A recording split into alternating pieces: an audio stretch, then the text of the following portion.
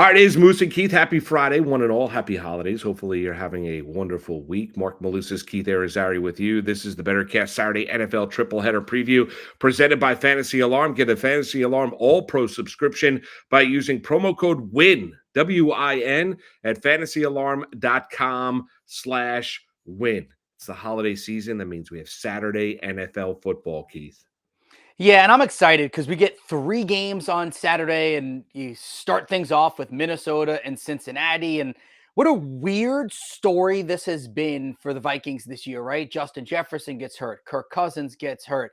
You're bouncing from player to player. It looks like Dobbs is the guy. Dobbs is not the guy. He's now the third string quarterback. Nick Mullins is now taking over as the starter. And on the Cincy side of things, you thought they were dead. Burrow was gone. Well, Jake Browning has looked like a stud over the last couple of weeks. And Cincinnati, Minnesota, they both have 7 wins, are very much alive.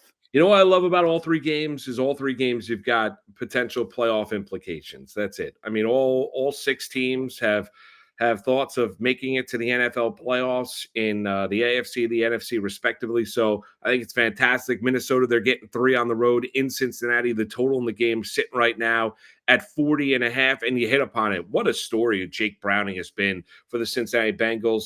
Nick Mullins now takes over for Dobbs, who was great in Arizona, good early in Minnesota, terrible late. He gets replaced at quarterback. Justin Jefferson's going to play in the game. 2 of the best wide receivers in the National Football League, and Justin Jefferson and Ja'Marr Chase. But Browning has been a revelation for Zach Taylor and the Cincinnati Bengals.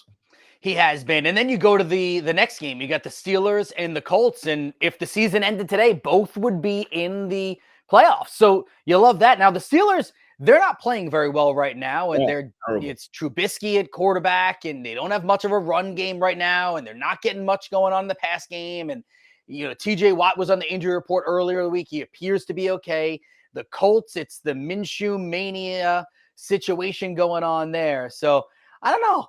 This one, I think it's the hardest game for me to pick, Pittsburgh and Indianapolis, because I don't really fully trust either squad. Can you do the Minshew? I don't think. No, you got it. He does this, right? Doesn't he do like a shake? No. He does the shoulder shimmy. Oh, this? Yes, you got it. There you go. You've got a lot more rhythm than me. The Steelers, they're getting 1.5 on the road. They lost back-to-back games against Arizona and New England, which has put their playoff chances on life support. The Colts are laying 1.5. The total in that game is 42.5. And then the night game in Detroit, talk about a Lion team that's taken on water. They're 4.5-point home favorites against the Denver Broncos and Sean Payton. The total in that game is sitting at 48.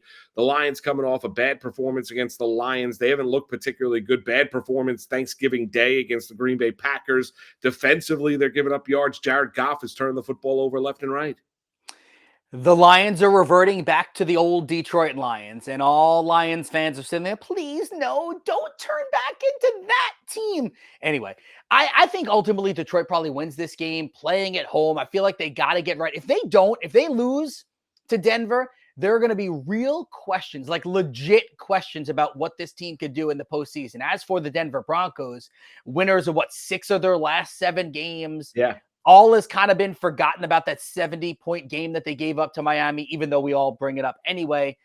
But the Broncos are the kind of team that can go on the road and win. Push to it, I'd probably pick Detroit to win. All right, let's get a running back pick here. PPR fantasy points, right? I'm going to fire out some potential ones here. We're going to go Joe Mixon, Zach Moss, Najee Harris, David Montgomery, Javonte Williams. And we could also throw in the other if you want to, but I will make a pick. I'll do it. Let's go. I'm going to go Joe Mixon here. He's had, pretty big weeks as of late, back-to-back games of 21 or more fantasy points, PPR points. He's top 21 or more PPR points in 3 of his last 4 games. And while Jake Browning is good, I feel like he's utilizing Joe Mixon a fair amount, both in the run game and the pass game. I think I would lean Mixon if I had to. I like that pick. I'd go Mixon as well. Montgomery's struggling running the football a little bit. You look at it, I don't know. I mean, Zach Moss is an interesting one, but Mixon's the guy I would never touch Najee Harris. the bloom is off that rose. I want to remind everybody, get the Fantasy Alarm All-Pro subscription. Unlock all content for all sports, including NFL, NBA, and college sports. Get one-on-one expert access in Discord, daily and weekly rankings, plus sports betting advice, waiver wire ownership percentages, projections, stats, and tools. Get access to everything, and we mean everything. Fantasy Alarm offers all year. Use promo code WIN, WIN, at fantasyalarm.com/win.